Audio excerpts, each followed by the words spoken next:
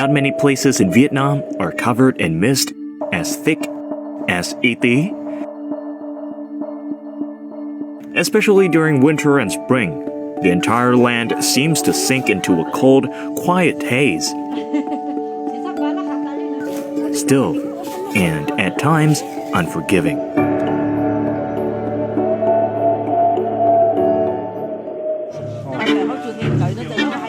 But beneath that veil of fog, life here is anything but still.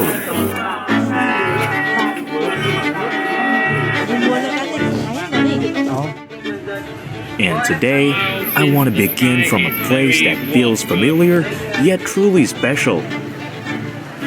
A place where people come not only to buy or sell, but to meet, share, and preserve the cultural values of the highlands.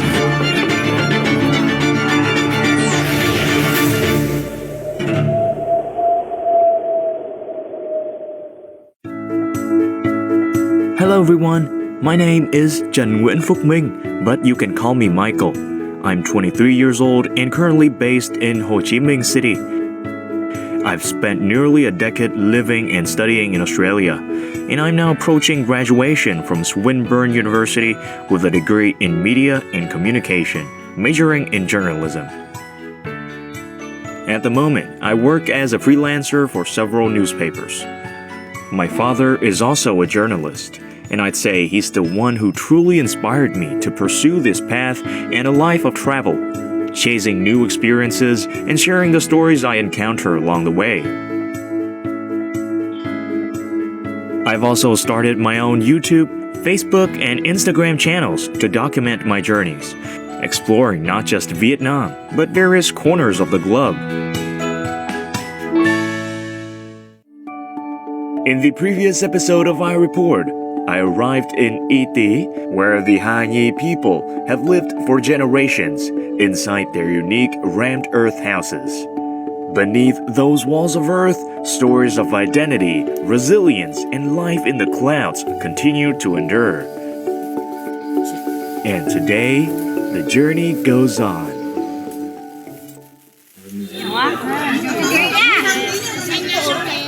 No one really knows when the ET market fair first began. But every Saturday, before the sun rises over the new Cô San mountain range, people begin their journey down the mountains. Crossing mountains and weaving through forest paths, ethnic communities such as the Hà and the Mông gather at this familiar meeting point. They bring all kinds of goods with them. Forest vegetables, medicinal herbs, agricultural produce, and handmade items. Today, I'll continue following Sue to discover what makes the ET market so special. Today is Saturday and we are in the fair market of ET. It's open from morning until noon, and you see there's a lot of traders for business. They selling lots of items, including food, textiles, or crafted items. So this is really the melting pot for everyone.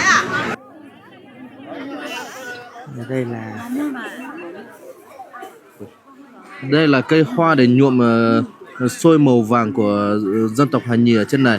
Thì những cái mùa lễ Tết thì có những cái người phải làm lý phải gói xôi bằng xôi màu thì sẽ sử dụng hoa này. Còn đây là rau mầm gai, một loại rau cũng rất là đặc trưng, chỉ có ở vùng núi cao ở trên này mà đặc biệt là nó có rất nhiều chất dinh dưỡng mà chỉ có mùa này mới có. Còn đây là rau pạ phì, là một loại rau rừng rất là đặc trưng ở trên này, mình có thể xào tỏi ăn hoặc là có thể ăn với lẩu nhá. Đây là lạc đỏ y tí đây, một loại lạc cũng ngon ngọt bùi. Thường những cái loại này là bao nhiêu hả anh?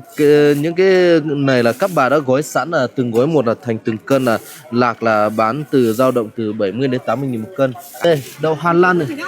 Đậu Hà Lan thì có nhiều loại này thì là mình sẽ xào cả quả nó nhá. Cả quả nó rất là ngọt. Là hạt khoai tây đúng không ạ? Không, đây là củ sâm đất, củ sâm đất.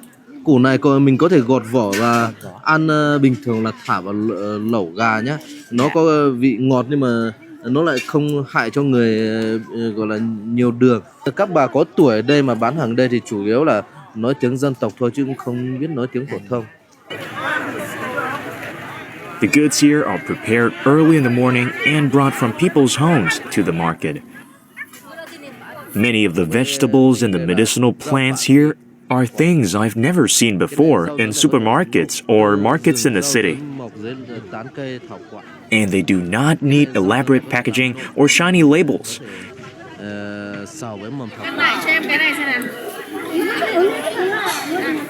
Even the way people use scales here is rather special.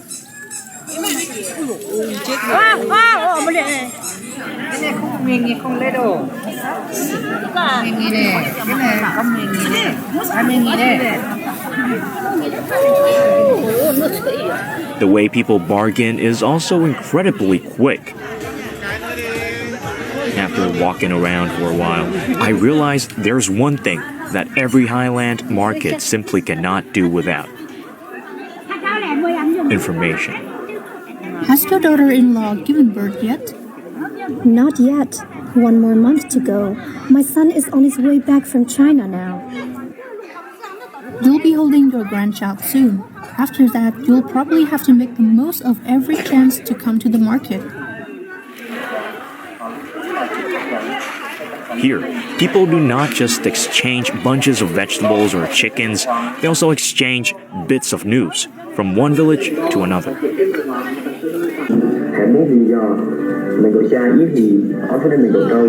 The market is also a good occasion for border guards to share information with local people.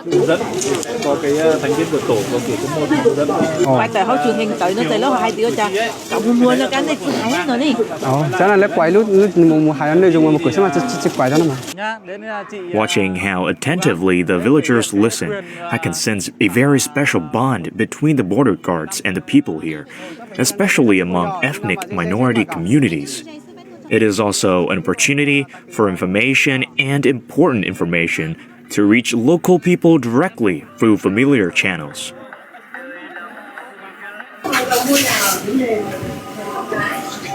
Now I'm going into a clothing stall here. Đây là chị may quần áo của đồng bào người Mông ở trên này. Chị cũng có kinh nghiệm được bố mẹ truyền lại, một phần đưa thu nhập kinh tế cao hơn nữa là giữ gìn bảo tồn được những cái bộ quần áo sặc sỡ cũng như truyền thống của người Mông ở đây. May cái này là mất bao lâu mới hình thành được? It depends on the outfit. Some take a few days, while others take a whole week. My family has done this work for 3 generations now.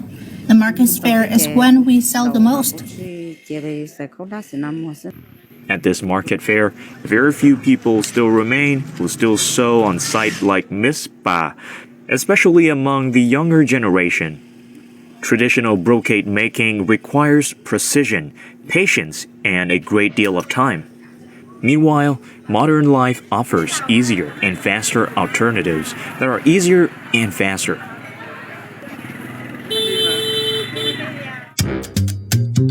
Here, nature always knows how to surprise people. One of the unique features of the ET Market Fair is that waves of mist can drift in at any moment. In the blink of an eye, everything dissolves into a white, dreamlike blur haze. And in that floating veil of mist, perhaps scent becomes the only way we recognize each other. We stop at a roadside food stall to enjoy some freshly grilled skewers.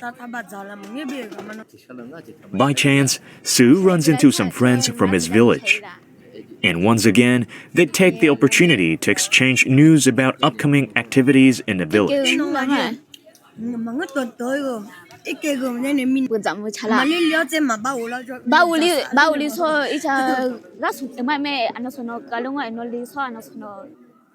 By late morning, the market began to wind down.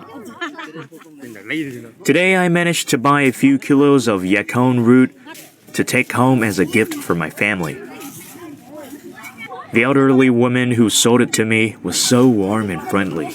When she learned that I had come from the south, she invited the two of us to her home.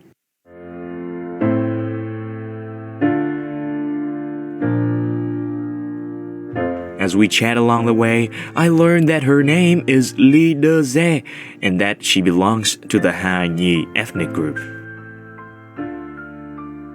We have arrived.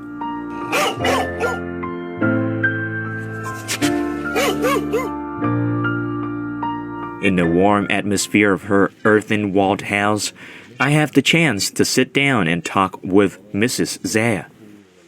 Grandma, do you live here alone or with someone else? My husband passed away a long time ago, so I live here with my son. He's out working now. My two daughters are both married and live far away. They only come back once every few months. Grandma, how long have you been selling things at the market fair? I've been going to the market fair since I was little, and I've been selling there for more than 20 years. Every weekend, I look around the garden to see what I can harvest and bring to sell. Going to the market brings me joy. You get to chat with everyone. Grandma, how would you feel if one day there were no more market fairs? That would be very sad. Going to the market means I can buy and sell things and earn a little extra income. I'm old now, so sewing and selling at the market are really the only things I can do. But I don't think it could ever disappear. Where there is a market, there is community, and there is ethnic identity.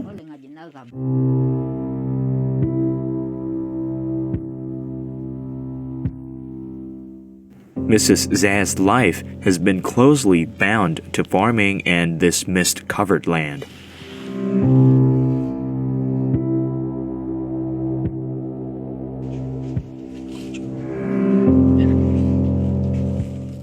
She has never stepped beyond Lào Cai.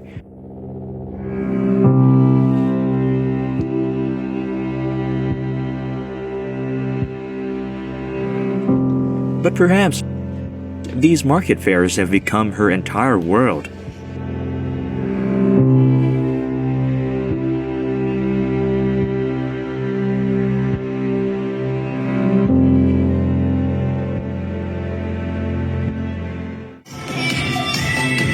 And as night falls,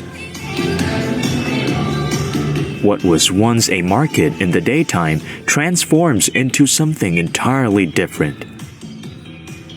There is no more buying or selling, no more rush or hurry. And all that remains is joy and a quiet but powerful sense of human connection between people.